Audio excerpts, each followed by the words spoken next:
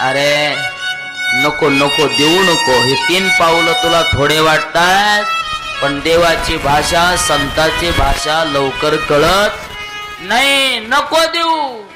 संकल्प सोडला होता देण्याचा. दैत्यांचे गुरु होते शुक्राचार्य, आडवे येतायत, नको देऊ म्हणतायत. तरी बळीराजा म्हणतो, गुरुदेव हे विरोचन कुमारा कशाला देतो, नको दान देऊ. फसशील तू, प्रतिज्ञा केलीस, पण हे सर्व दैत्य लोकांवर मोठं संकट आणणारी प्रतिज्ञा. पण ऐका, दैत्य जरी बळीराजा असला तरी दिलेलं वचन त्याने सुद्धा मोडलं नाही. पाणी घेतला हातात, संकल्प सोडायला आला. आणि संकल्प सोडण्याकरता आल्यानंतर शुक्राचार्य महाराज असं म्हणतात, त्या झाडीत जाऊन बसले. म्हातारं देऊ देईना, झाडीत जाऊन बसलं. असे बरेच शुक्राचार्य आहेत.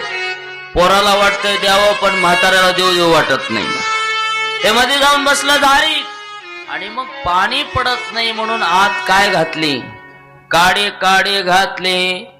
दान द्यायला आडवा आला म्हणून बळीराजाने शुक्राचार्य काय केले, आड आला म्हणून फोडील डोळा, आड आला म्हणून फोडील डोळा.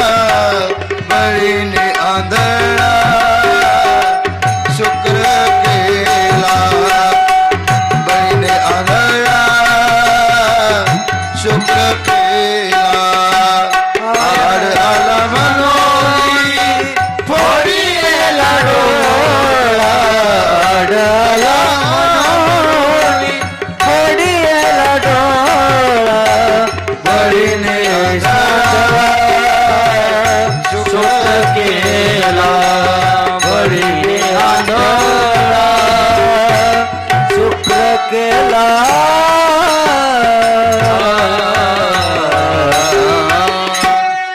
आडाला म्हणून फोडीला डोळा, बळीने शुक्र आंधळा केला.